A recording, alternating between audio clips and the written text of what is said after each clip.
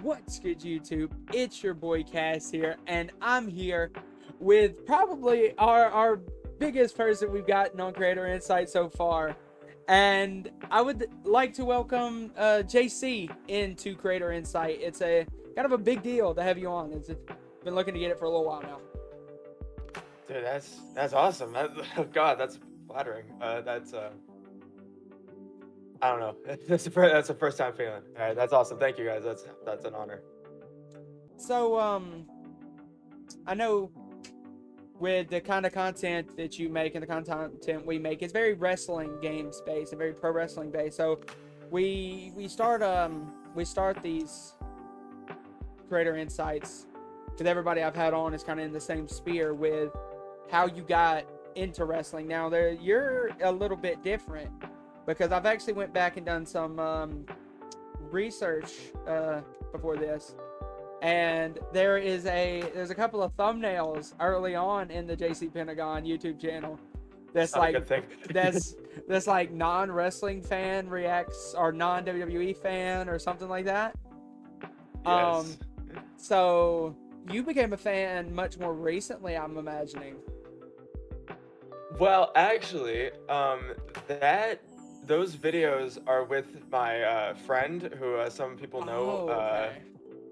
Some people know as Lungu, the wrestler, the car wrestler as well. I did videos with him. Oh, that's my first video. I think it's my first video. I did with him because he was the non-wrestling fan. Oh, okay. But we used to do those. We used to do those in like 2019 on a different channel, and they did numbers there as well. Like it was weird, so we just tried to do it again.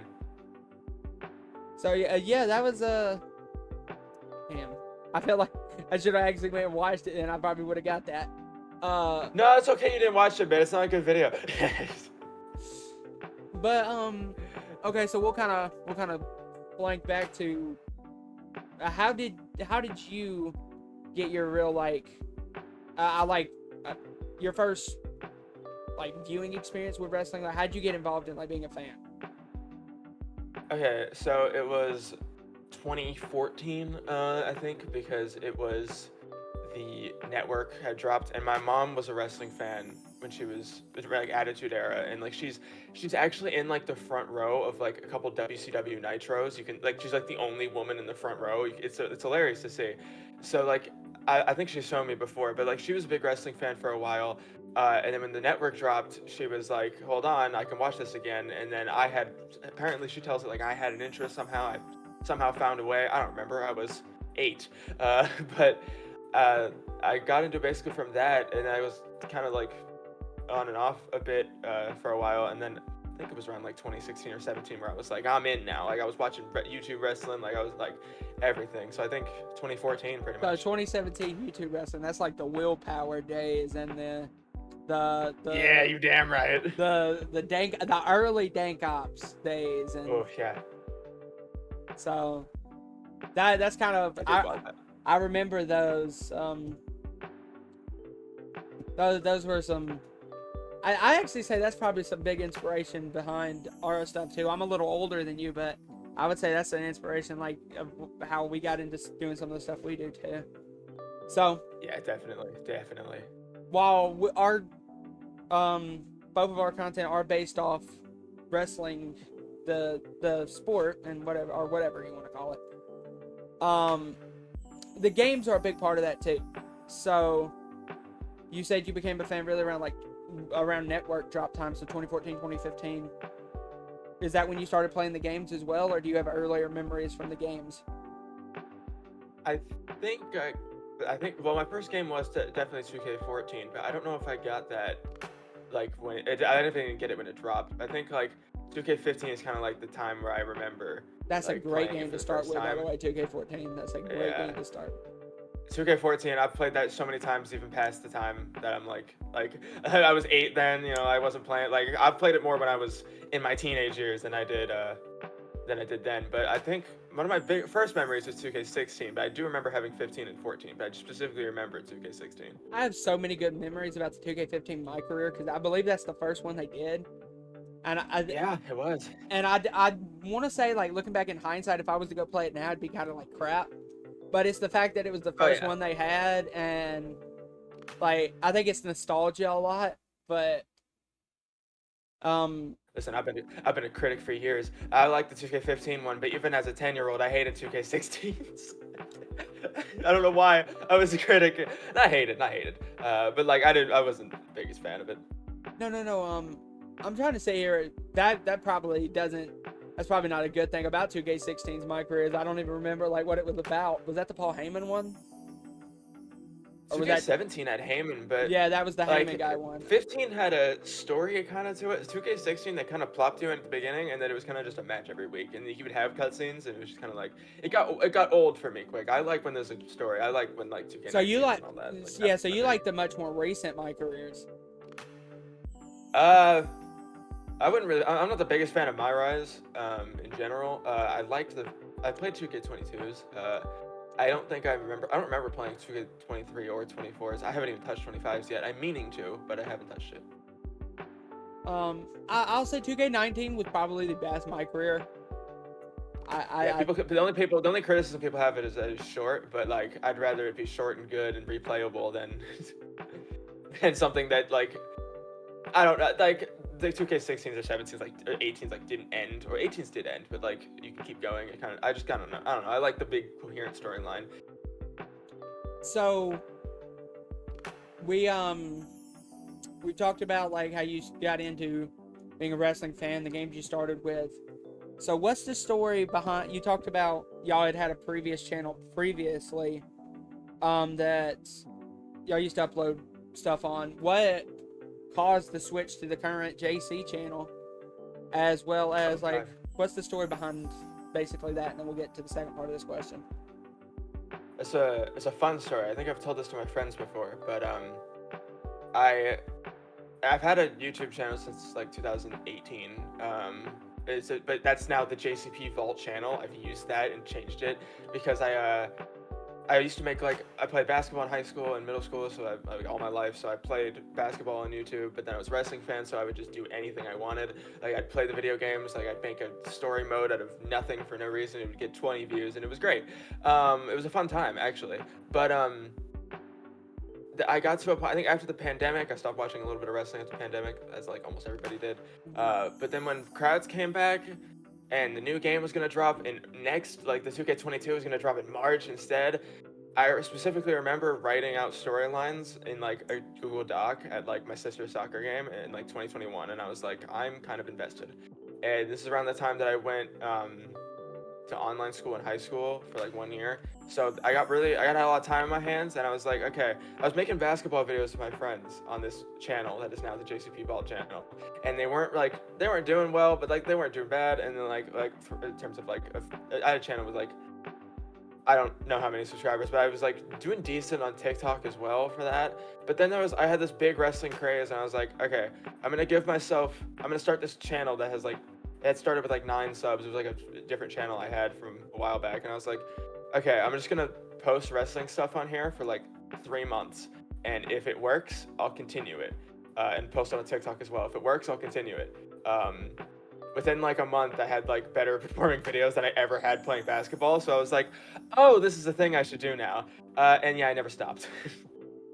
Well, that's one thing I've noticed is like I haven't really been able to ever get into like the TikTok sphere with, well, when I've YouTube Shorts, it's different because I feel like with YouTube Shorts you could upload a short and then they can immediately go find the rest of the content.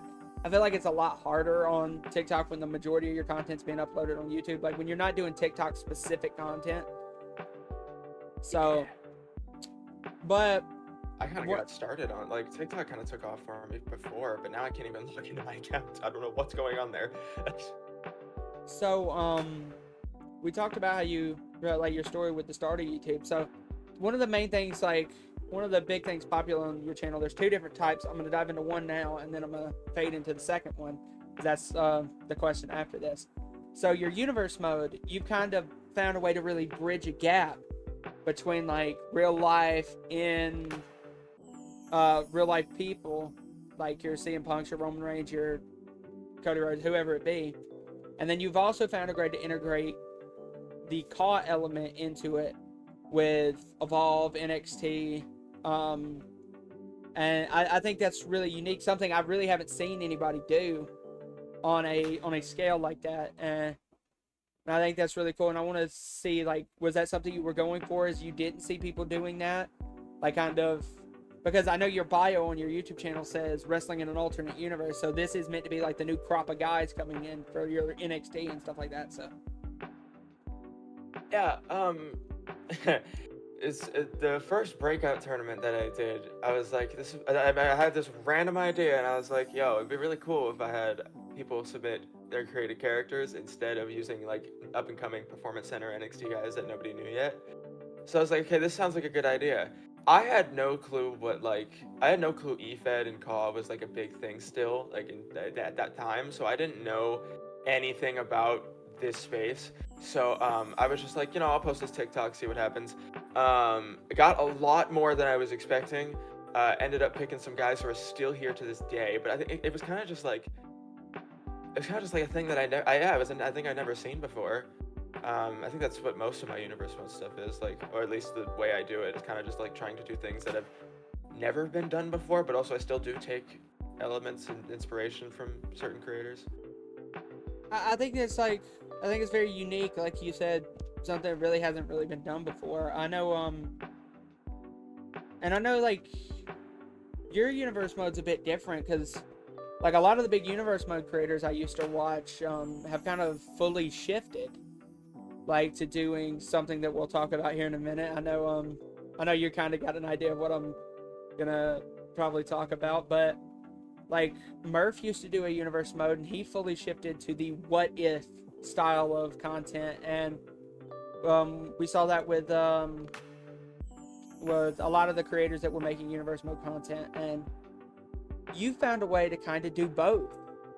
And I think that's what makes you a bit different, is because there's still people that, because I was a massive universe mode fan for Murph, but I've also, like, I wouldn't say I'm not a fan of his what if content. I do watch it. It's just telling the coherent story of a universe mode, I think, is unique, and I think that's something that a certain audience has something for, where I think the what if style of content is a completely different audience, in my opinion. So you being able to do both, I think, is what has set you up in a really good place. Yeah, a lot of creators have ended up that way, and I remember when I did my first one, people thought I was going to do the same thing. It's still a possibility. Like, I'm not going to rule that out, but I want to do more of them. But I just, like, either what happens is I'll record one, and then something will happen in real life that makes it completely, like, the story that I was trying to do in that one video, completely irrelevant at this point. I'm like, okay, well, that's scrapped. I've had that happen like 2 or 3 times, but like, I try to do them both. I want to do more. Really invested in my own universe mode series sometimes, that I'm like, I want to do this right now, but then I'm like, well, I want to do these as well. A lot. I think the mind of a creator really never slows down. That's one thing that I don't think a lot of people get, and I've seen the argument of, like, content creation isn't that difficult. I would argue that content creation is a 24-hour job, because when you're not recording content, you're thinking about content. And like, Yeah. Like, for example,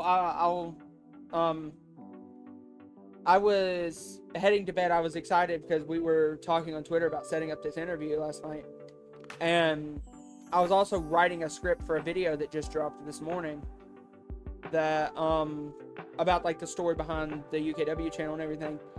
And just the way my brain is wired, I was like, I'm not going to be able to get to sleep unless I get up and record this video, because it's all I can think about right now. And I don't know if you've ever been the same with that, but, like, I have ADHD, so my hyperfixation is, like, that's all I can target on. So it's just something I can't put down. And I know, like, content creation is just constantly moving. You're constantly thinking about ways of how to beat the algorithm and stuff like that. So yeah, whenever your brain's going at all times. I don't know, I don't like people who make the they claim that it's like extremely hard to be like more harder than a real job, I guess is what people sometimes say about content creation. This is I fun. I have so much fun. Like I I don't have like this doesn't feel like a job when I'm sitting here editing for 6 hours at a time, because the editing is the most fun part for me. So like I don't know, but yeah, I guess technically, yeah, my brain is moving 24 hours a day, like about the same thing. There'd be times where I'm like, I've told this story to one of my friends as well, that if I'll like go to bed and like, I'll be trying to go to bed and I'll think of something, so I instantly open my phone and put it in a notes app just so I remember it the next day. Mhm. I remember that this was something that I thought of that I wanted to do. And that's like, it really, because like you said, I don't agree with that content creation is harder than a real job, because we're not, like, it's different levels of difficulty, I'll say. Yeah. Like, I think things you have to deal with at a real job you don't have to deal with when you make content. But the things you deal with when you have to make content you wouldn't have to deal with at a normal job. Like once you're able, when you're able to leave a normal job, you're able to just put it down.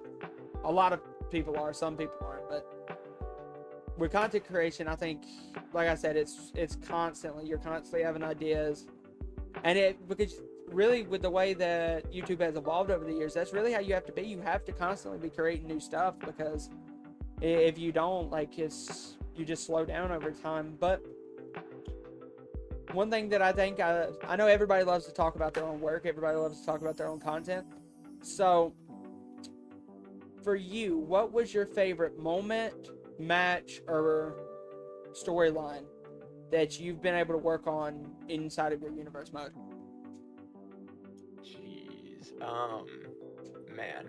Uh, there's a lot that are good for different reasons. I feel like there are some stories that I do that are like, um, really like they kind of get everybody like to react to it, but then there's some that like involve certain people that are like in the series that are cause and stuff, and that kind of like amplifies it even more. Um, the entire Sami Zayn versus Jake Pentagon arc, selfishly, is like my favorite thing ever. But I remember this specific um, thing. I think I've posted it before. With the Xenon Ray DeFranco III COD debuted as part of the Wyatts of the Elimination Chamber, and the reaction from the people that were in that call with their face cams on, it was like a whole big like QR code Discord server mess. Like I did this whole build up to it, and then when Xenon's voice played, because we all knew who he was, because Daniel Cunningham and all that, my friend Alexander Bishop jumped out of his damn chair and ran to his damn like ran in his room. Like it was a genuine, such a genuine reaction that I don't think I've gotten before or after that I'm gonna try to replicate. But like, yeah, it was that. I think that was the reaction. I guess that was kind of just like paid off everything. So with that, like, do you think that's what you strive for as a creator, is those moments that really like get people excited? Because I think that's what wrestling strives for. Like if you're WWE or you're AEW or you're whatever company it be, I think you're striving for those moments. I think moments is everything in wrestling. Like if you think of some of, it's not when you come up to a wrestling fan, you ask them, why are you a wrestling fan? They'll give you moments. Majority of people give you moments over matches. Yeah, I like getting those kind of reactions. I like I've told people for the upcoming shows, like I want to see our face cams on if you want to, because it's kind of it is rewarding in a sense, to just see people how invested they can be, and I try to catch people off guard. There's one guy that I keep trying, like he's predicted a lot of the things that I do because he just knows how my brain works at this point, but I've been able to catch him off guard, and like that specific guy, I'm trying to make sure he doesn't know what I'm doing, and then I catch him off, and it's like crazy. And that, like, because I feel like you make better content when you drive to make the audience enjoy what you're doing. And because like it's got to be a mix of content's always like, when you make content, it's always going to be about like what your brain is telling you and what you want. But then you also have to kind of blend it with what the audience wants as well. So that's why I feel like you get a perfect mix. Now, we talked about how you said you love the stuff that your call has done with Sami. is there any stuff that Pentagon has done outside of the JC Pentagon YouTube channel that you are happy with? I'm extremely proud with the feud that I did with Gavin Ashton and Azrael in APW for the Super Clash. They're like those two. The story behind that entire group forming is awesome, but that was like a story where Alexander Bishop's retired. It's his whole big storyline, and I took over as the group leader, even though Gavin was supposed to be a next in line. He was told that for years. I become this tyrant. I've always been a tyrant, actually. But I terrorized those two, and eventually Gavin beats me, and it was really good because it finally was able to like showcase Azrael in a sense, because I know how long he's been wanting something like that to show that he's capable of doing something. We finally were able to get that out. Gavin really stepped up. It was huge for him. It's gonna be huge for him in the long run in terms of how much you care about EFED stuff. I know some people don't take it as serious as that, but like if I'm gonna be there, I'm gonna take it real serious. And I know people in APW take it serious. Mason Stevens himself takes it really serious. So like, I know how much that storyline will work, and I was so proud of the work within it because I basically wrote most of it. So the fact that people were able to bring it to life and add their own things to it, that I didn't come up with either. So like it was really cool. Everybody involved was awesome. Those two are great. They've been, especially because those two as well, Gavin and Azrael, because they've been involved in my series before they were even there, and they've been in my server for years. Like those guys, shout out to them. And I know Az is going to be watching this video, so he's got a massive UKW Pride Championship match coming up in a couple of weeks. So that's kind of a big deal coming for him in the UKW sphere. So we talked about your favorite storylines you've done and your channel and outside. What's your favorite what if video that you've uploaded? Where you think it came out exactly how you wanted it to come out? Because I know content kind of skews sometimes. Sometimes it doesn't come out exactly the way you've pictured it in your mind. Was there any video you done where it was like, this is exactly how I pictured it?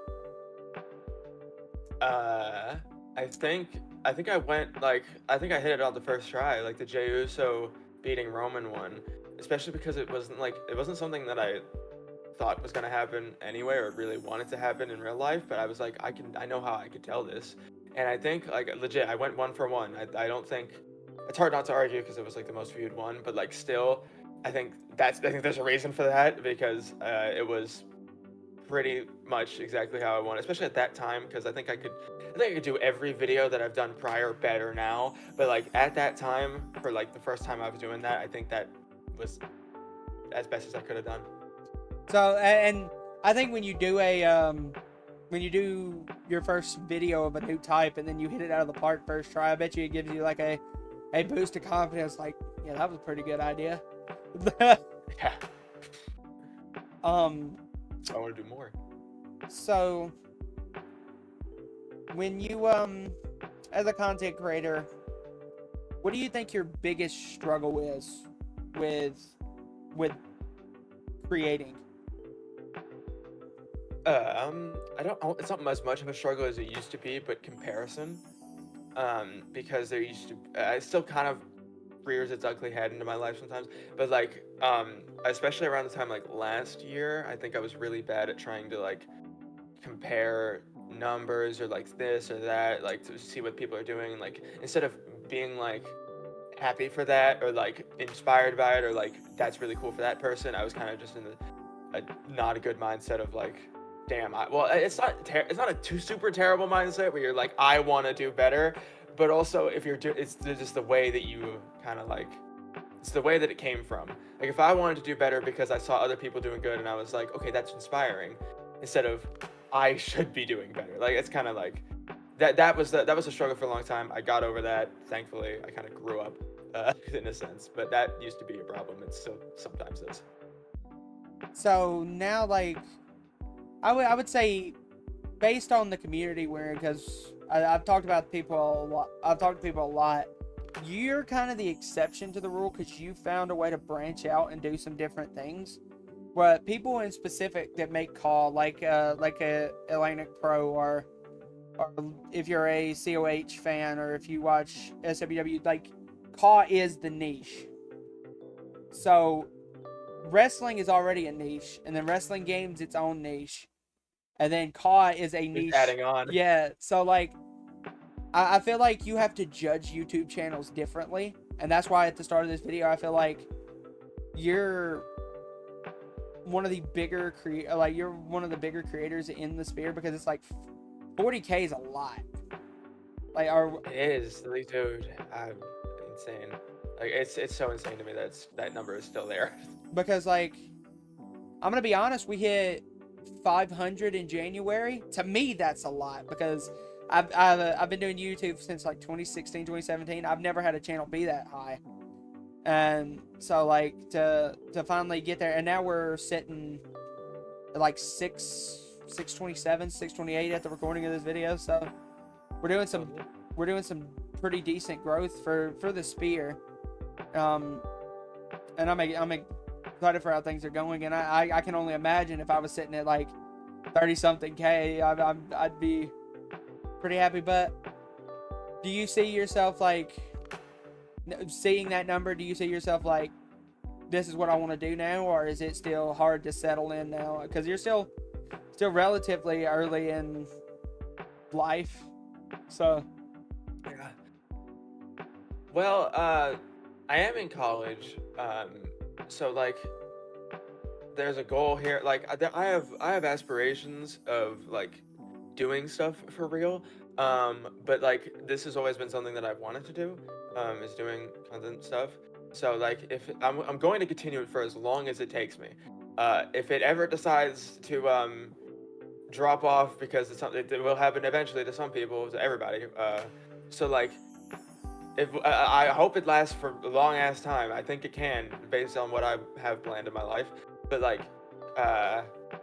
I'm not settled completely on it, because it's good to have other things happening. But like, yeah, I don't know what is the backup plan at this point, because like, the college stuff and the stuff that I want to do outside of stuff, I don't know. There's a lot of things going on. I'm 19 years old, so I guess I don't have to have it all figured out right now. Hell, dude, I'm 23. I'm still figuring stuff out. I think I heard a quote from somebody years ago, and I don't think in life you'll ever figure everything out. You could be 60 and you still have some stuff you don't have figured out. But I know what I want to do now and for the next couple of years, and then once I get out of college, I think I'll understand what I want to do next. Like, I think it's just going to be a progression. I don't have to have it all figured out right now, but I think same way I did by the end of my high school life, and by the time I got to here, I had it all planned there. I didn't have that years prior, but now, not have it all planned, but like, I didn't have that years prior, but now I think once I get closer to it, it'll be like a natural progression of like, okay, I think I have a nice head on my shoulders as well, to where I can actually figure that out. So, just a question. When I was in high school, so you said you just finished your first semester of college. You've been doing YouTube for a little bit, so the YouTube channel was probably doing pretty decent while you were in high school, right? Yeah. Oh, and you said you did your senior year. You did an online school. I did online my sophomore year, and then like the second half of my junior year. But I was there for my senior year, and I didn't start doing JC Pentagon until my sophomore year, like the end of my sophomore year. So that's when it kind of started. Okay, so your senior year, you're in high school. What was the reaction to, like, by classmates and stuff, seeing like somebody they go to school with have at least a decent following on YouTube? Because I know when I was going to school, it was very mixed reaction. Some people thought it was cool, some people thought it wasn't. So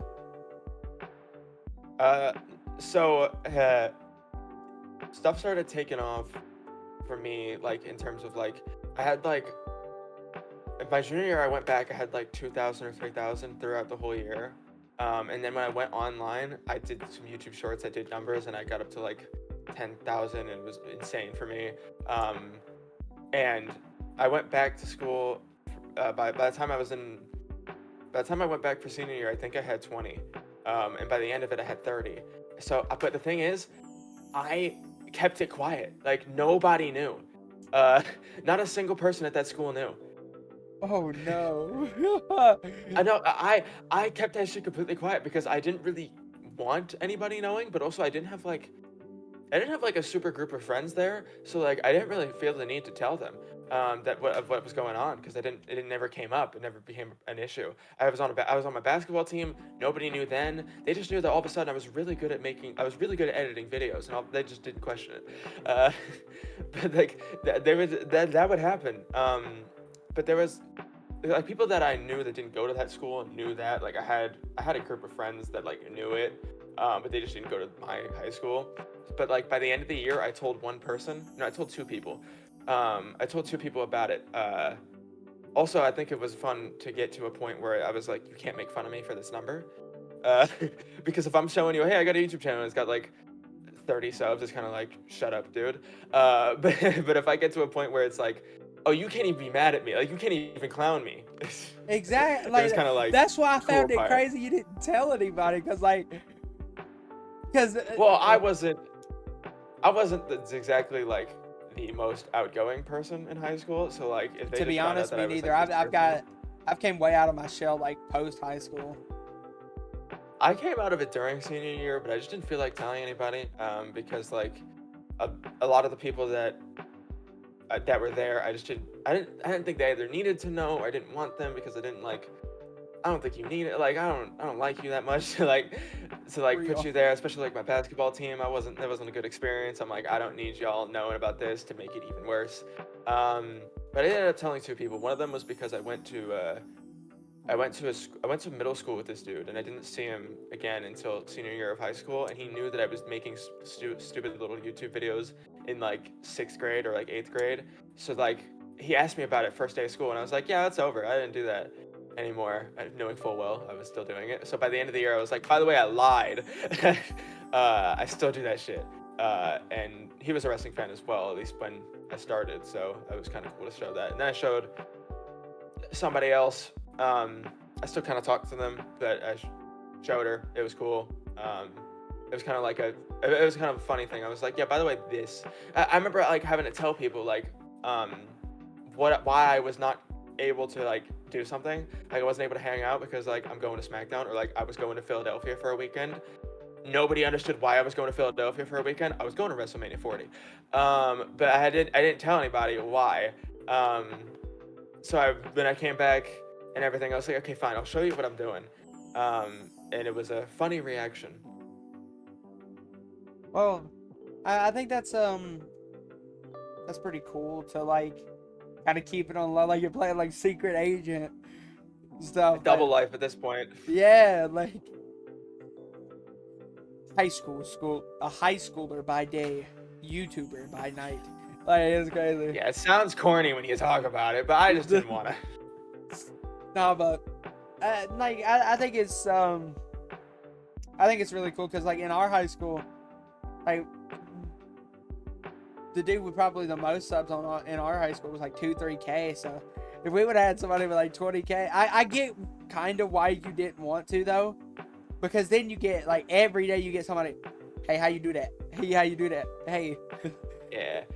It was also like I went to a public school, so it wasn't like everybody would have known if I like told a couple people, which was like kind of like a saving grace. So like I could do this. Like also at the time of when it happened, when I was doing, I didn't show my face a lot, so like nobody could have like found it, or like found my face in it. They would have had to watch so many videos to actually know what it was. So like there was a high chance someone had seen a short of mine or like a video of mine, but they just didn't know who the face was, which was kind of like a funny thing to do.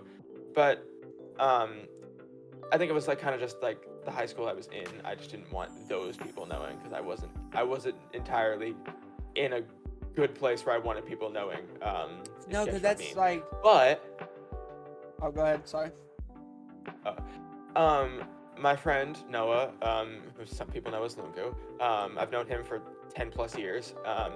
he went to a different high school, but he would brag about knowing me just to think it's funny. So he would show people, like people that used to know me as well. He'd be like, "Oh yeah, he does this now. I know this YouTuber, blah blah blah." He would show people. He would look my channel up on their phone and show it to them. So when I went to their school to watch like their senior night basketball game and like record for them, because I do cameraman stuff sometimes, but like I was recording for them, I walk in and apparently everybody knew that I was this YouTuber because he had told everybody. So I walk in and people are just pointing at me and I'm like, what? And then this dude walks over who I did know beforehand and he was like, oh yeah, dude, everybody, like, Noah told everybody about the damn channel. So, yeah, everybody knows what it is. I'm like, oh, that's totally not like pressure. But it was really funny.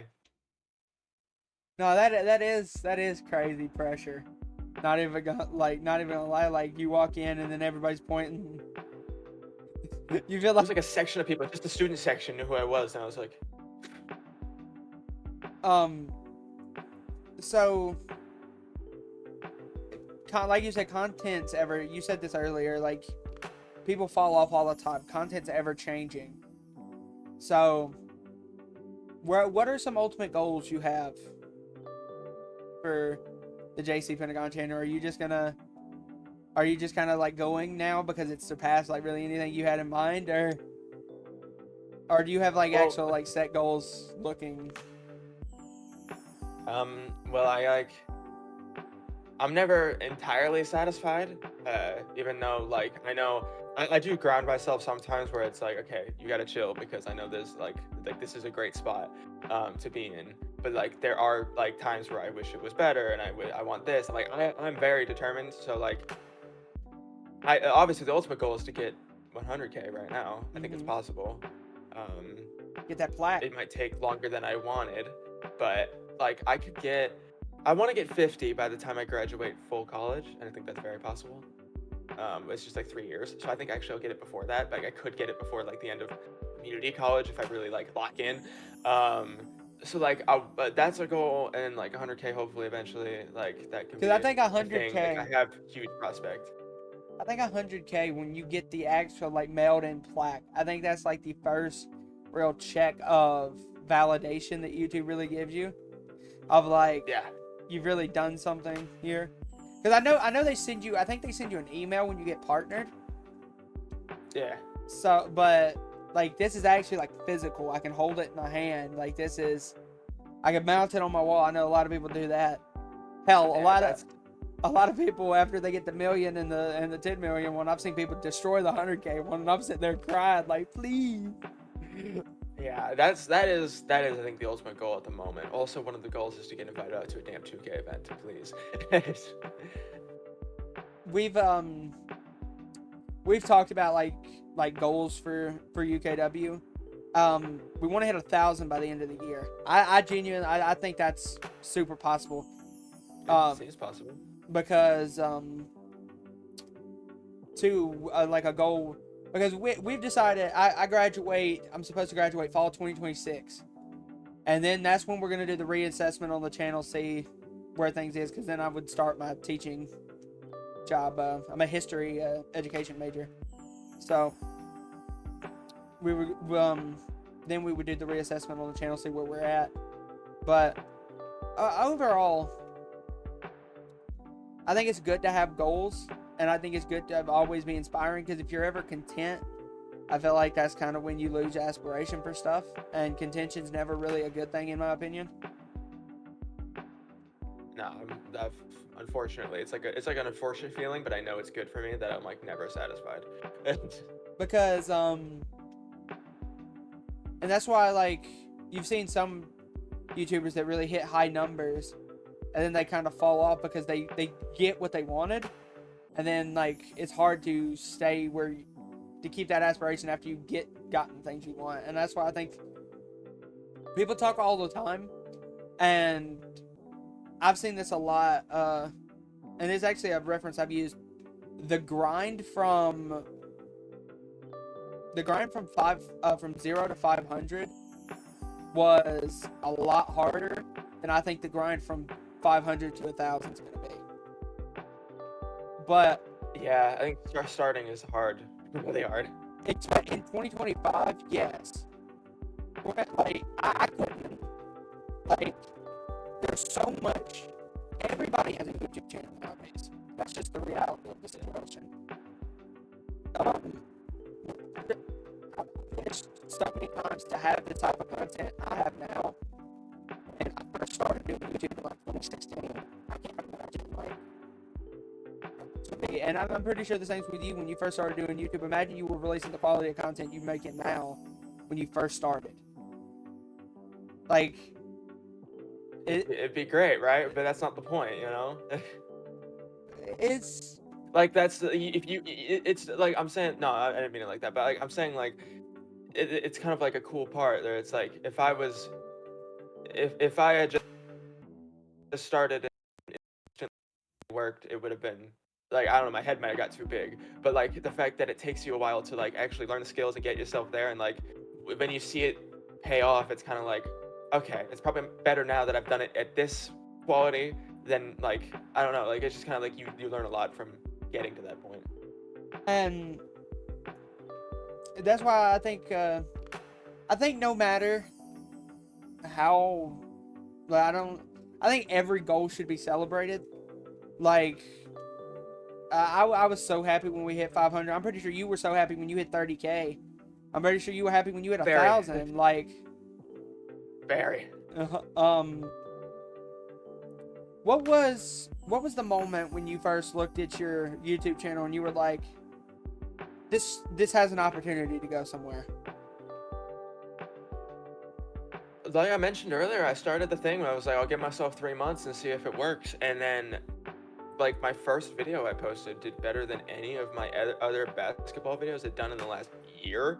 So I was like, and it wasn't a lot, but like, it was still better than that. And then I like continued. And then I think when I dropped the universe mode video, like the first universe mode video, like the trailer, I guess, or maybe the first real one, that was kind of like it did well on TikTok, and then it did well here, and I was like, oh, Me and you that's actually possible. Like, oh, go ahead. No, I'm sorry. I didn't mean to interrupt you. oh, well, it's just kind of like, it's possible that, like, that's actually gonna work, because I was doing my rise videos and they were actually doing pretty decent, like, for that time as well. But like, I started universe mode because I'm super storyline related, and yeah, that was when it was kind of like, oh, this is like for real now. Like, I was doing it for the 3 months thing. I was doing it for, like, obviously after like the first month, I was like, I'm gone. I'm fully invested in this. But then at that point, it was kind of like, oh, this is actually gonna work. Instead of just working better than it did before, it's now actually working, you know?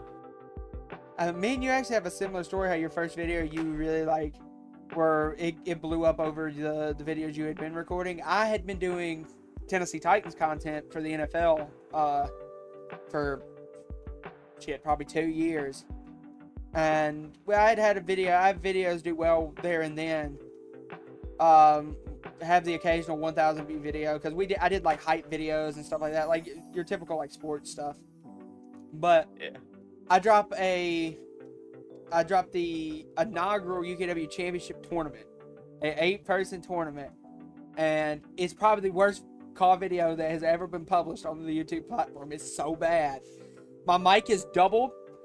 This is so bad because I was recording on the PlayStation, like the PlayStation recorder, and then I had my headset in, using that as a mic, and then I didn't know on the PS5 yet that to record you have to mute. To make sure that the microphone doesn't pick up your voice, you have to mute the controller, because this was when the PS5 had first came out. So you had to, it doubled layered my audio, so you hear me twice, and the video's so bad because of it. The audio is so terrible, but the video has like 3,000 views, and it's the first video I ever uploaded, and I'm like, this just, and when I saw it, it hit over 1,000 within like 24 hours. I'm like, this makes no sense.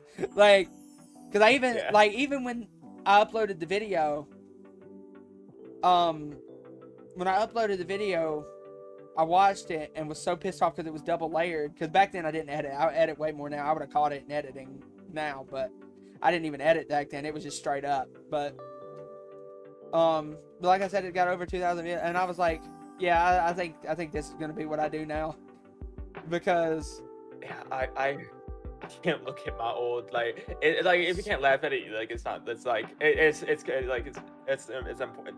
Jesus, it's like not fun if you can't laugh at it. You know, like that old universe mode beginning 2K22. God, I hate my voice in it. I am not enunciating things. I'm not like projecting my voice. I'm just talking like if I was like and like trying not to have my fucking person next door here. Like I'm just like that's how I sound the whole time. Um, and I don't like any of the things that I scripted as well. But you know, like fun. It's fun to look back at. So, for as far as your universe mode content, who were your major inspirations for that? I know we talked about, like, was it kind of like the Murph and the Delzinskis, or was it much more like Gore and Perkins, or was it more of like something you wanted to do, like you really had no inspiration behind it?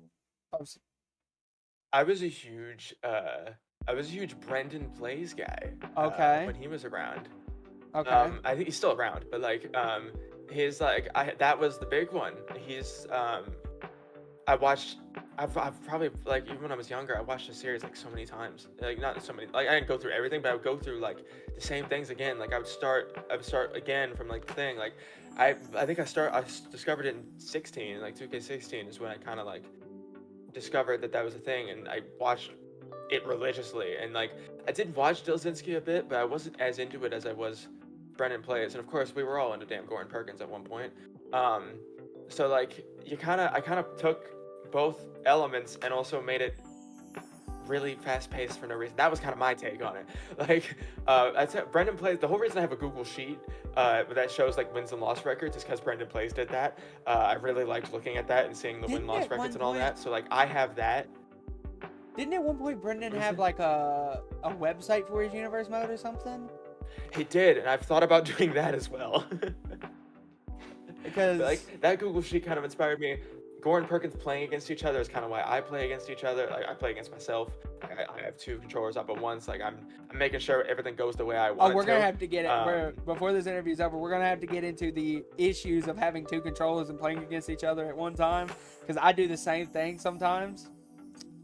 And I've had scenarios where I had to restart recordings because I dropped the damn controller, or I'm trying to do like a really cool spot and I have two controllers in my hand at one time. Like it's fun. It's so fun. I feel like I'm in those guys are kind of like the guys.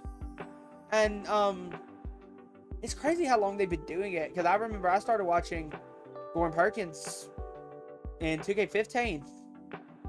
Yeah, like they're still going. They're still going. And the views are still there. That's what's crazier too, is like they still got it. Like, and it's the same style of content. Nothing's changed. Like nope. It's the same. And I think I don't know if you know who this person is, but Simon from the Sidemen. I like watching the Sidemen a lot. Many Minter, yeah. Yeah. I'm a big Sidemen guy too. I was watching a interview he did, and he said he got great advice from KSI when they were still early starting off. And he said, make sure that people subscribe for you, not the content you create. I mean, no. Make sure people subscribe for you, not the game you're playing. So, that makes more sense. So I think much more with the Gore and Perkins stuff is I think their camaraderie together is the reason why they have kept the viewer base they have. Because it's fun. And I think just two dudes playing the damn game against each other, doing some silly shit. Like that's goals. And I'd love for that to work.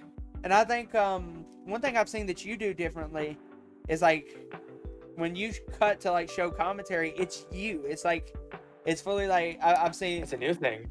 Yeah, I've seen that, and that's so sick. Like that's an idea I haven't ever thought about before. Because I've seen people that cut their commentary and it's like cause of themselves or something like that. You is an actual like green screened. It's so sick. For sure.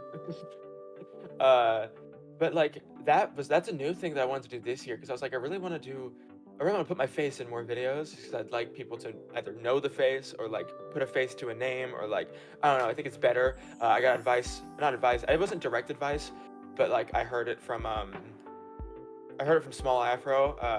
I've talked to him a couple times. I watched a stream of his, and he was giving advice to somebody else who asked for it, and they were like, he was like, nobody, there's something about like, it's not gonna work unless there's a face to it. Like I don't know if it wasn't exactly like that. It's probably better worded than that, but like it was basically just the premise was put a face to it. You gotta have a face in the videos. So like, I was like, okay, I started that. It's also kind of that concept of being in the crowd like that or doing commentary is not stolen, but taking inspiration from whenever Denkops used to do. It was Wrestle War and Multiverse of Monday Night Madness. The and all that universe stuff, mode where he did did with with doing the Murph, stuff. right? Yeah, Yeah, because it was he used him to and cut to Murph. himself in that crowd angle. In that same crowd angle, he used to cut to himself and have damn blonde wig on. It was great. But like that's kind of where I got that from. I was like, okay, I remember when that used to happen, so I could do it kind of like that. And I kind of say, now that you've said that, I kind of see that. I kind of see that inspiration. I get that a lot now. And that's actually Taking a lot of inspiration from that. The only thing I should try to make myself different in the same sense. I did make myself different with the 3-minute matches style, but like there's a lot of things I've kind of like taken inspiration from different aspects. So now you're sitting. I'd say you're like I said. I'd say you're pretty like you're at a point where collabs could be a thing if you'd want. Like if I believe. Is there a collab that you would like to have? I don't. Ooh, it's hard because like with the style of content I do, it's kind of like where is the collab gonna happen? You know, like it's a little difficult. There was almost a time. I've been in 2 Small Afro videos because my Jake Pentagon cause showed up for his Creator Gauntlet Rumble, which is pretty sick. That was awesome to do. But like, in terms of like, I was supposed to do a video. He'll never see it, so it's okay. But I was supposed to do a video 2 years ago with Phoenix Nitro, and it was gonna be the coolest thing ever. But real life circumstances happened for him, so like I understand why it like never happened. And then he went off to do like commentary for real, and like I'm so happy that he's doing that because he definitely deserves to do that. But like he DM'd me one day out of the blue, and like it was the coolest thing ever for me because I've been watching him since I was like a 14-year-old, 13-year-old. So I was like, what the hell is my life? It was supposed to happen, didn't happen. It's fine, I don't mind. But like, I guess it was one of those guys. Like, if I ever went, I want to go to a 2K event one day. Hopefully, one day they invite me. So that would kind of where all of my dream collabs would kind of happen because they're all there. Because I know like anybody that makes wrestling content. I guess if I could get Small Afro on a video, that'd be nice. He's pretty nice. Because I know like he's been fun. I met him at Mania last year. I did. That's kind of like the dream thing is to get invited out to the 2K event because that's where really all the creators are. That's where that's where Chris would be. That's where even everybody's there. Yeah, Xavier. I've always thought it'd be really cool to have Xavier in something. I always thought that. Yeah. Because like, he's somebody that clearly, with everything he has going on, has a passion for content creating. Because not something he had to do. Clearly. No, not at all. So like to see he revolutionized the game. Like, to be honest, yeah, because it gave like people in wrestling like a opportunity to say, hey, maybe I want to do this content creation thing. And I've seen a lot of people do streaming now. Some people got into streaming. It really did kind of start from Woods. Well, it kind of started all the way back when Zack Ryder was doing internet shows. But like Woods kind of like made it a thing on YouTube and like gaming stuff, and he kind of brought more eyes to that as well. So he kind of like every other 2K creator at the time was kind of gaining because of that, because Woods was doing it too. So more people were just watching that stuff. It was great. Woods is big for the community for that. And but yeah, it's been really good. It's been really good talking to you. I think we've sat down, had a pretty good interview. The whole point of this Creator Insight is for people to get to know more of the person behind the content, and I think we really did that.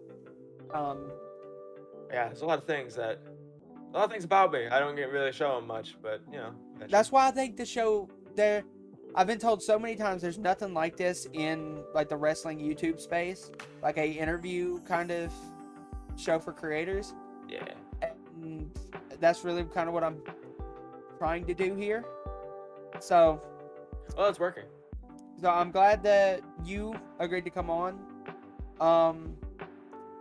And I hope that everybody watching this video enjoyed it. If you did, like, subscribe, and drop in the comments anybody y'all would like me to reach out to for the next Creator Insight video. I know I never did the video with Isaac that was supposed to drop about Call In. But he was actually the person. Yeah, he was the person that recommended you for this episode, and that's how me and you got connected. I was like, yeah, that works. That works. Shout out him. So we will see you guys in the next Creator Insight. Bye, guys. Hell yeah.